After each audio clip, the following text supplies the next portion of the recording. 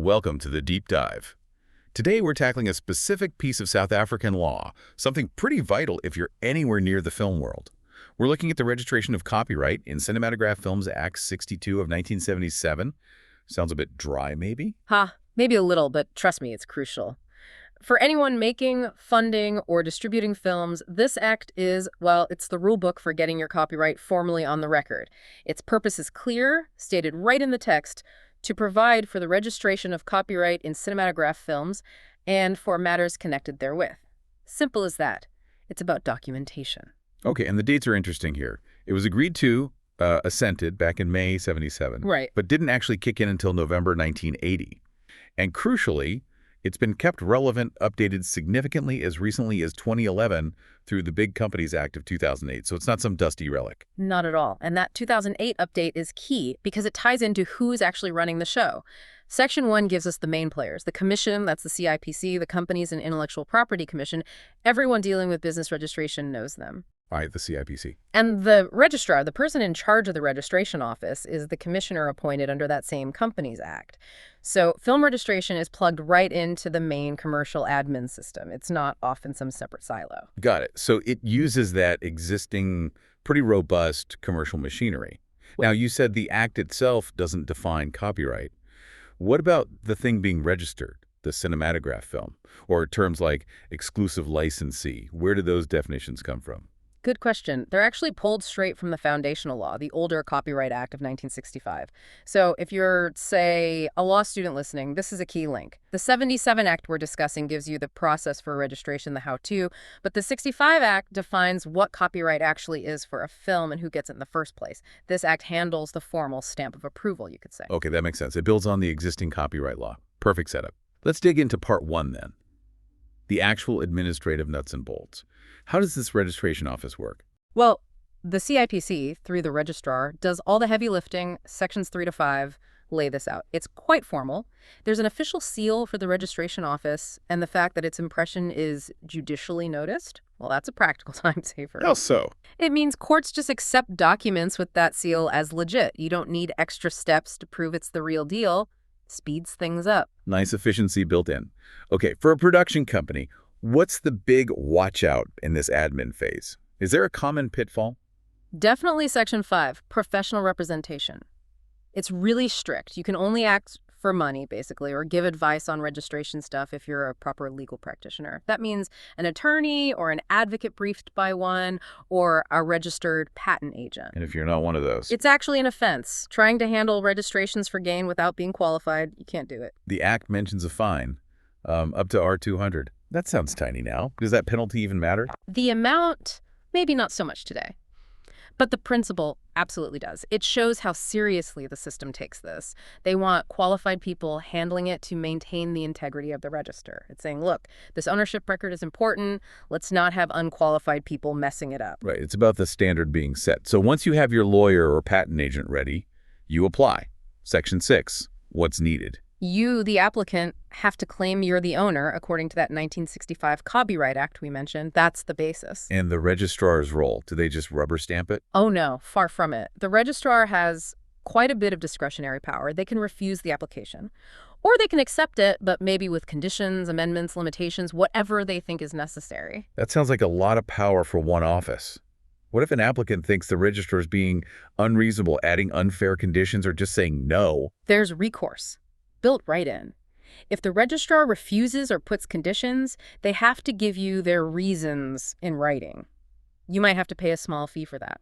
And crucially, that decision, you can appeal it directly to the court. So the power isn't unchecked. Okay, checks and balances. So let's say the application gets accepted, maybe with some conditions.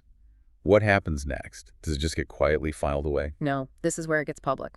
Section 7 requires the application, including any conditions the registrar added, to be advertised. Advertised? Like in a newspaper or? Yeah, usually in the official patent journal or similar government gazette notices.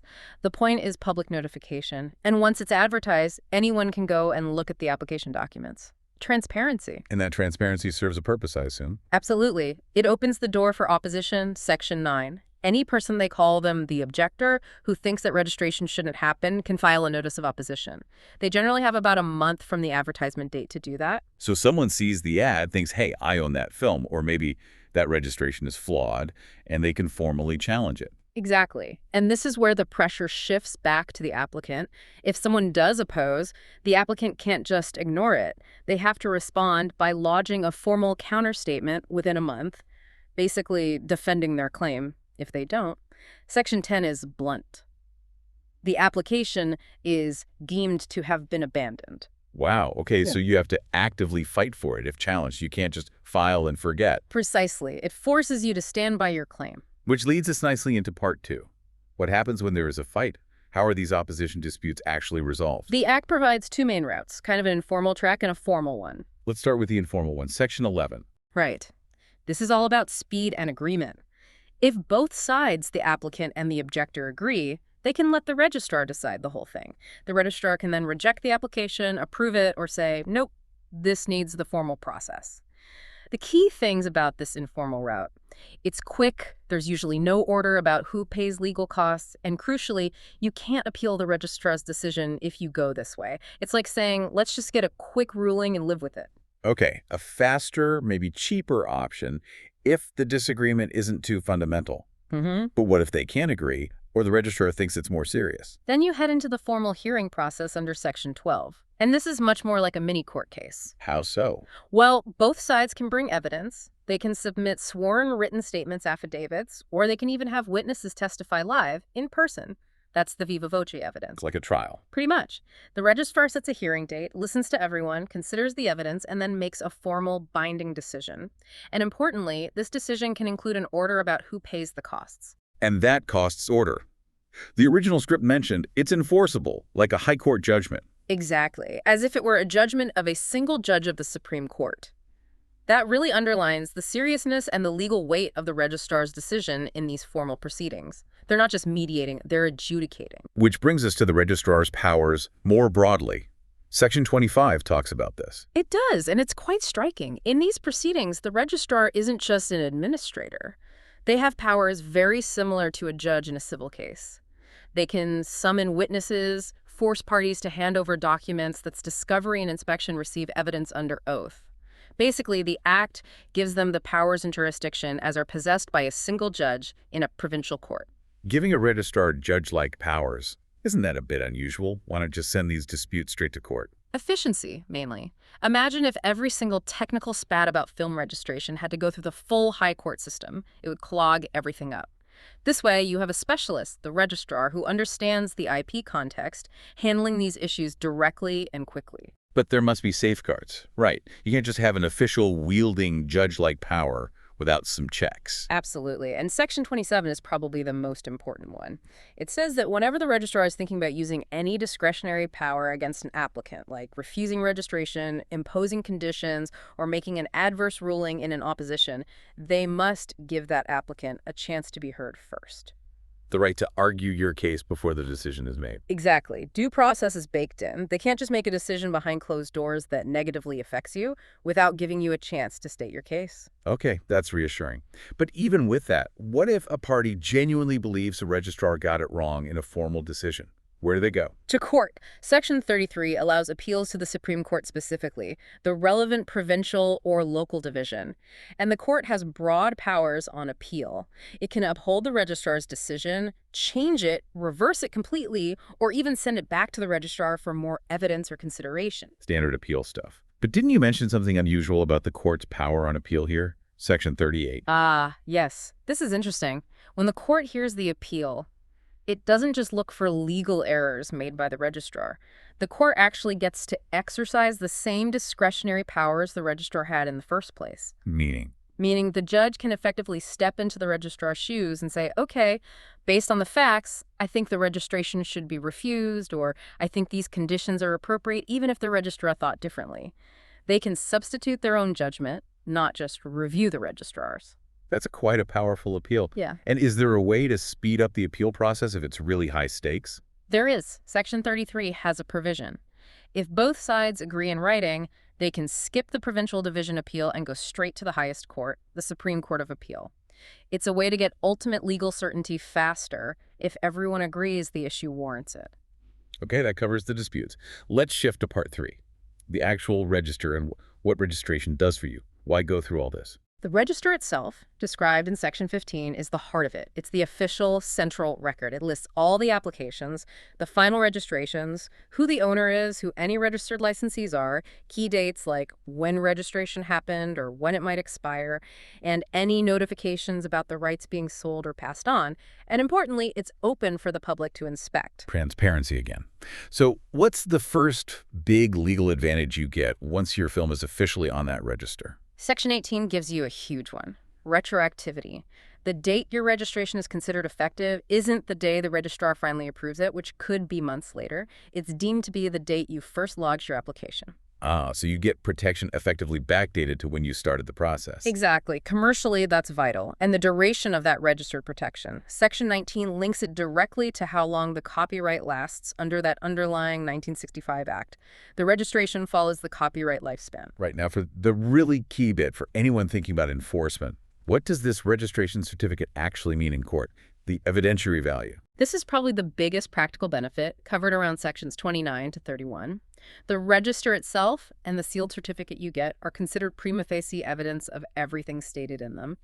And the kicker, the registration is specifically stated to be prima facie evidence of the validity of the copyright. That applies in civil lawsuits and criminal cases related to copyright infringement. Okay, unpack prima facie evidence for us.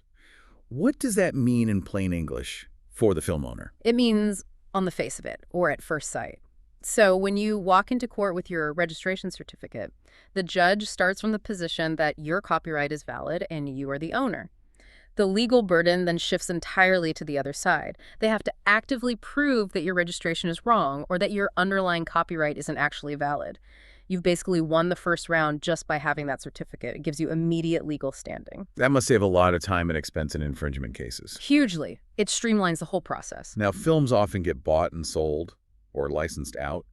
How does the Act handle tracking those changes in rights? It caters for both.